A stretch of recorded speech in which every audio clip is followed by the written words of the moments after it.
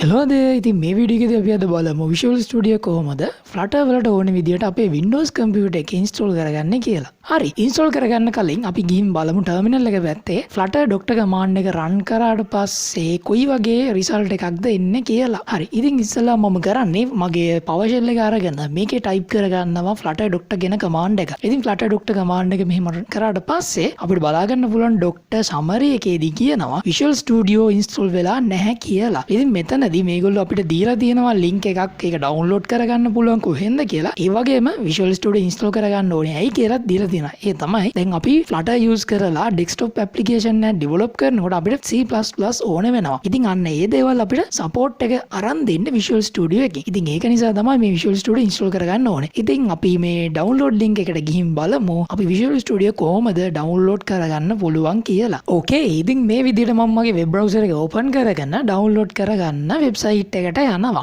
ඉතින් මේකට ගියාට පස්සේ අපිට බලා ගන්න පුළුවන් Visual Studio build එක ගැන විස්තරය දීලා තියෙනවා. ඒ වගේම පල්ලයට scroll down කරන් ගියපුවාම අපිට බලා ගන්න පුළුවන් Visual Studio download කරගන්න දීලා තියෙන option එක. ඉතින් මෙතනදී නම් දීලා තියෙන්නේ meet the Visual Studio family කියලා. ඒ කියන්නේ Visual Studio අපිට Windows computer එක, ඒ වගේම Mac එකේ, ඒ වගේම Visual Studio Code කියන එකත් download කරගන්න තමයි මේ විදියට අපිට දීලා තියෙන්නේ. ඉතින් මෙතනදී අපි අද install කරගන්න යන්නේ Visual Studio කියන එක අපේ Windows computer එකේ නිසා මෙන්න මේ Visual Studio for Windows එක යටතේ තියෙන මෙන්න මේ drop down එක උඩ click කරනවා. ඉතින් මේක උඩ click කරාට පස්සේ අපිට බලා ගන්න පුළුවන් මේකේ versions 3ක් තියෙනවා download කරගන්න. ඉතින් මෙතනදී community edition එකක් තියෙනවා. ඒක free for individual developers, academic users, ඒ වගේම open source කියන category වලට වෙන් කරලා තමයි මේ community edition එක දීලා තියෙන්නේ. ඉතින් මම recommend කරන්නේ මේ community edition එක download කරගන්න කියලා. මොකද අනිත් දෙකට ඔයගොල්ලන්ට pay කරන්න වෙන හින්දා. ඉතින් community edition එකේදී මෙහෙම දෙනවා වගේම මෙන්න මේ professional edition එකේදී මේගොල්ලෝ කියන්නේ individual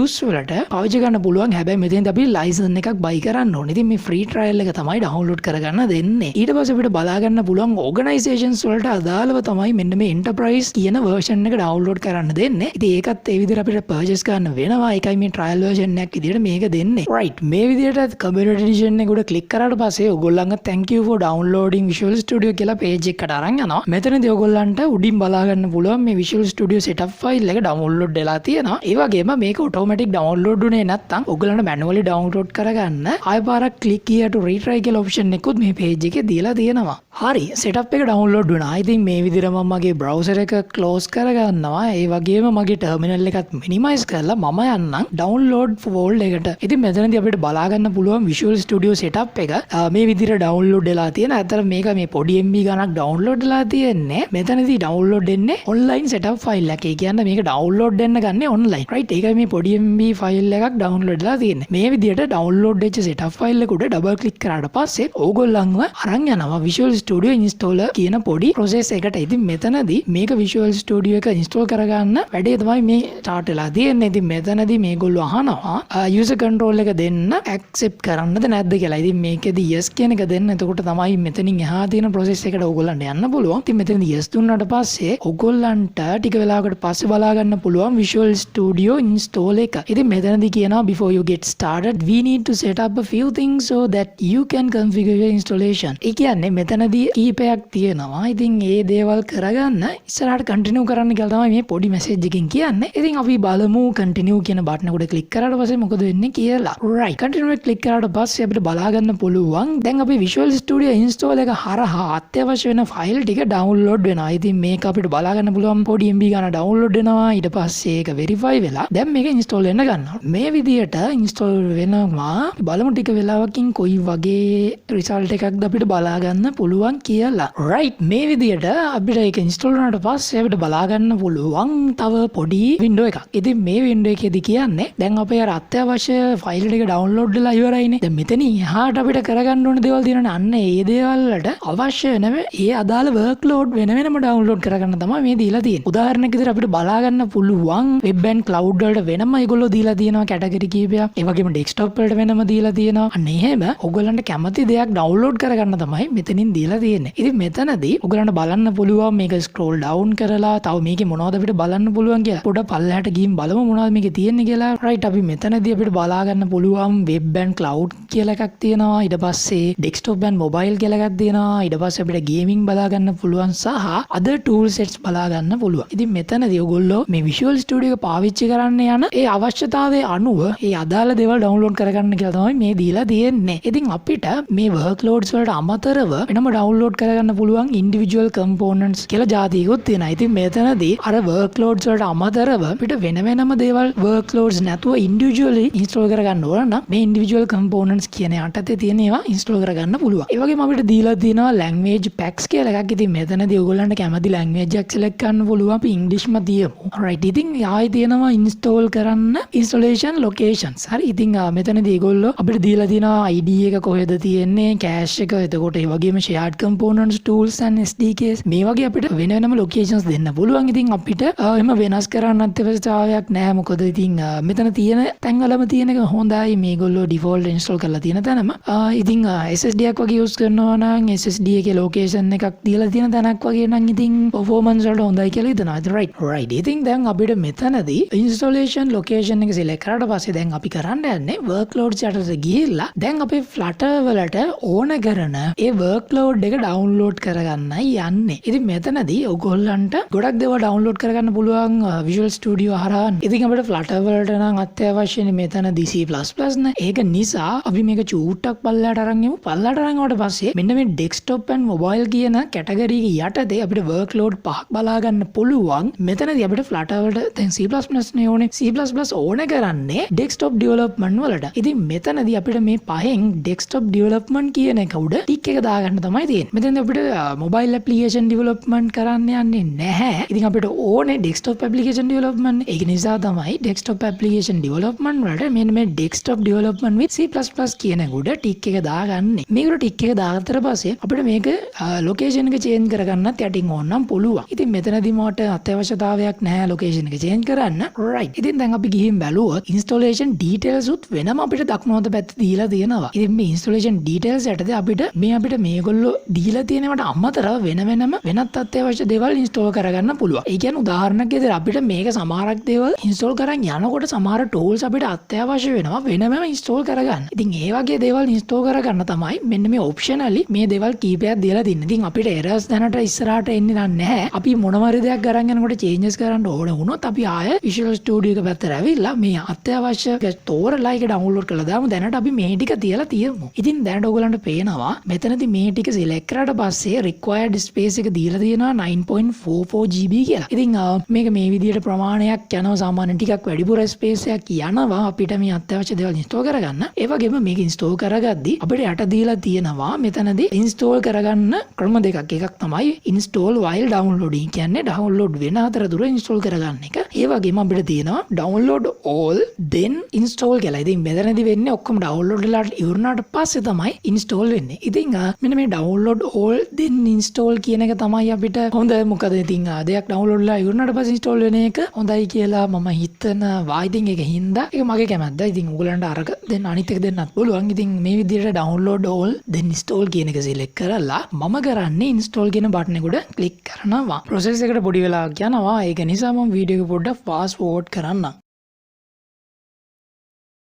හරි දැන් අපේ Visual Studio Community Edition එක download වෙලා install වෙලා ඉවරයි. ඉතින් මේක download වෙලා install වෙලා ඉවරනට පස්සේ දැන් අපිට ඕනනම් මේක launch කරගන්න පුළුවන්. එහෙම නැත්නම් අපිට මේක ඕනනම් modify කරගන්නත් පුළුවන්. හරි දැන් මෙතනදී අපිට ඔයගලන්ට පේනව නේද? කෙලවරේම අපිට දීලා තියෙනවා modify launch ඒ වගේම more කියලා තව අපිට option තුනක්. ඉතින් මෙතනදී මෙන්න මේ modify කියලා කියන්නේ දැන් අපි කලින් install කරගත්තේ අපි workload එක විදියට desktop development වලට C++ අන්න ඒවට අමතරව ඕනනම් Python development C#.net ඒ වගේම Azure වගේ දේවල් උනත් අපිට ආපහු ඉන්ස්ටෝල් කරගන්න පුළුවන් මෙන්න මේ modify එක උඩ ක්ලික් කරලා. හරි ඉතින් මේ launch කියන්නේ අපිට මේ Visual Studio මෙතනින් අපිට launch කරගන්න පුළුවන්. ඉතින් මේක automatic launch වෙන නිසා මම මේක උඩ ක්ලික් කරන්නේ නැහැ. ඉතින් අපි දැන් බලමු more කියන drop down menu එකේ මොනවද තියෙන්නේ කියලා. මේකෙදි අපිට මේ Visual Studio ඕනනම් repair කරගන්න පුළුවන්. මොකක් හරි issue එකක් ආවොත් ඊට අමතරව අපිට මේක uninstall කරගන්න පුළුවන්. වගේම import export කරගන්න පුළුවන් අපිට configuration. ඊට අමතරව මේක අපිට update කරගන්නත් පුළුවන්. හරි මේ විදිහට මම මෙතනින් Visual Studio close close කරගත්තට පස්සේ මේක දැන්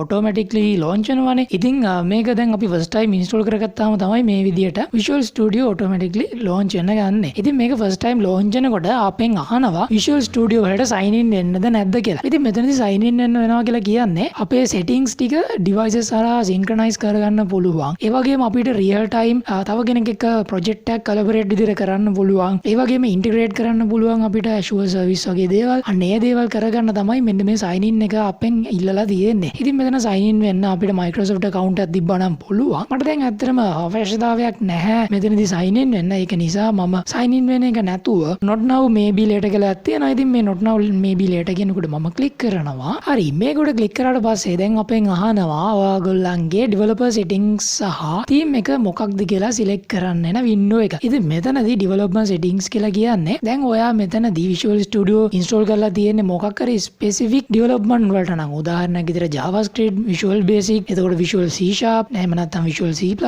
ඒ වගේම web development, එහෙම නැත්නම් web development code only. හරි මෙන්න මේ වගේ development වලට ගැලපෙන විදිහකට අපිට මෙතනදී development settings හදා ගන්න පුළුවන්. ඉතින් general settings කියලා කියන්නේ මෙතනදී හැමදේටම වගේ common විදිහට පාවිච්චි වෙන දෙයක් නේ. ඉතින් ඒක නිසා තමයි මම මෙතනදී general settings මේ විදිහට තියන්නේ. ඉතින් මේ විදිහට general settings තියලා මෙතනදී අපේ theme එක select කරන්න තියෙනවා. ඉතින් ගොඩක් වෙලාවට dark theme එකකට කඩ ඉවර වෙලා තියෙන්නේ. ඉතින් ඔයගොල්ලන්ට මෙතනදී එක වර්ගයේ themes select කරගන්න පුළුවන්. ඉතින් මම මෙතනදී dark theme එක select කරලා start Visual Studio කියන කොට click කරනවා. right දැන් අපේ Visual Studio first time start වෙන්න යන්නේ. ඉතින් මේකටත් පොඩි වෙලාවක් යනවා. ඉතින් මේ විදිහට මේක start වෙන්න ටික වෙලාවක් යනවා. වෙලාව ගියාට පස්සේ Visual Studio වල welcome screen එක open වෙනවා. ඉතින් මේක තමයි Visual Studio වල අපි ඉස්සල්ලාම open කරපුවාම අපිට හම්බෙන screen එක. එහෙම නැත්නම් window එක. ඉතින් මෙතනදී අපිට දේවල් කීපයක් කරන්න පුළුවන්. අලුතෙන් project හදන්න පුළුවන්. එහෙම නැත්නම් කොහේ හරි project තියෙනවා නම් හදලා import කරගන්න පුළුවන්. අන්න ඒ වගේ දේවල් තමයි අපිට මෙතන දීලා තියෙන්නේ. ඉතින් repositories අපි කොහේ හරි තියෙනවා නම් GitHub එකේ හරි කොහේ හරි දාලා තියෙනවා නම් ඒවා අපිට clone කරගන්න පුළුවන්. ඒ වගේම project solution වගේ දේවල් open කරගන්න පුළුවන්. project locate කරගන්න පුළුවන් අපිට folder වලින්. එහෙම නැත්නම් අලුතෙන් project create කරන්න පුළුවන්. එහෙම නැත්නම් code නැතුව අපිට මේ Visual Studio එක open කරගන්න පුළුවන්. යට තියෙනවා container without code කියලා. අන්න ඒ දේවල් අපිට කරගන්න පුළුවන්. ඉතින් මේ දේවල් select කරලා ඉස්සරහට යන්න පුළුවන් අපිට Visual Studio open කරගන්න. ඉතින් දැන් මට Visual Studio පාවිච්චි කරන්න ඕමනාවක් නැහැ මෙතනදී. මම මේ වීඩියෝ එකේදී පෙන්නන්නේ Flutter වලට ඕන විදියට කොහොමද Visual Studio setup කරගන්නේ කියලානේ. ඉතින් ඒක නිසා මම Visual Studio open කරගෙන මුකුත් කරන්න යන්නේ නැහැ. Visual Studio මෙතනින් close කරලා දානවා. Visual Studio මෙතනින් close කරලා දැන් මම කරන්න යන්නේ ආවෝ මගේ terminal එක අරගෙන මම run කරන්න යන්නේ Flutter Doctor command එක. ඉතින් අපි දැන් බලමු Flutter Doctor command එක අපි පාරක් run කරලා කොයි වගේ result එකක්ද අපිට බලා ගන්න පුළුවන් කියලා. හරි මේ විදියට මම terminal එක open කරාට පස්සේ අපිට බලා ගන්න පුළුවන් අපේ කලින් Flutter Doctor command එකේ summary එක මේ විදිහට තියෙනවා. ඉතින් මම ඒකට යටින් අලුතෙන් ආයෙ type කරගන්නම් Flutter Doctor command එක. ඉතින් මේකට මම කරන්නේ ආපහු Flutter Doctor command එක උඩ මේ විදිහට type කරලා මම enter කරනවා. හරි මේ විදිහට Flutter Doctor command එක උඩ type කරලා enter කරාට පස්සේ පොඩි වෙලාවක් ගියාට පස්සේ අපිට බලා ගන්න පුළුවන් Doctor summary එක. ඉතින් මෙතනදී දැන් අපිට බලා ගන්න පුළුවන් Flutter Doctor summary එකේදී අපේ අර Visual Studio නැහැ කියලා අපිට කලින් තිබිච්ච ගැටලුව විසඳීලා තියෙනවා. ඒ කියන්නේ දැන් අපිට බලා ගන්න පුළුවන් no issues found කියන message එක. ඒ වගේම දැන් අපිට බලා ගන්න පුළුවන් හැම දෙයකටම green check mark එක වැටිලා තියෙනවා. ඒ කියන්නේ අපිට Flutter development කරගන්න අත්‍යවශ්‍ය වෙන හැම දෙයක්ම වගේ දැන් install වෙලා තියෙන්නේ. මෙතනින් එයාට Flutter development කරන් යන්න පුළුවන්. අන්න ඒ දේවල් හැම දෙයක්ම විසඳලා ඉඳලා තමයි මෙන්න මේ no issues found කියන අපිට පොඩි message එක බලා ගන්න පුළුවන් වෙන්නේ. හරි දැන් අපේ Flutter වලට ඕන කරන හැම setup එකක්ම අපි install කරගෙන ඉවරයි. දැන් අපිට පුළුවන් Flutter development වලට යන්න. ඉතින් Flutter development වලට යන්න කලින් අපිට තව එක දෙයක් install කරගන්න ඕනේ. ඒ තමයි Visual Studio Code එක. ඉතින් මේ Visual Studio Code කියලා කියන්නේ අපිට lightweight code edit එකක් Flutter වලට පාවිච්චි කරන්න පුළුවන්. ඒ කියන්නේ දැන් අපි Android Studio වගේ පාවිච්චි කරලා අපි Flutter application එක develop කරනකොට අපේ performance ඒ කියන්නේ අපේ machine එකේ තියෙන resources වැඩිපුර පාවිච්චි වෙනවා. මොකද Android Studio කියන්නේ ටිකක් heavy IDE එකක්. ඉතින් Android Studio වලට සාපේක්ෂව Visual Studio Code කියලා කියන්නේ සාමාන්‍යයෙන් lightweight එකක්. ඉතින් මේක අපිට පාවිච්චි කරොත් අපිට ගොඩක් resource අඩුවෙන් පාවිච්චි වෙන අපේ computer එකේ. ඉතින් ඒක නිසා මම Visual Studio Code එකත් ඊළඟ වීඩියෝ එකකින් install කරලා පෙන්නන්නම්. Visual Studio Code අපිට පාවිච්චි කරලා Flutter application development කරගන්න පුළුවන්. ඉතින් ඊළඟ වීඩියෝ එකකින් අපි හම්බෙමු. අපි ඊළඟ වීඩියෝ එකේදී Flutter වලට අදාළව Visual Studio Code එක setup කරගමු. ඉතින් ඊළඟ වීඩියෝ එකකින් හම්බෙමු. Until then, happy fluttering!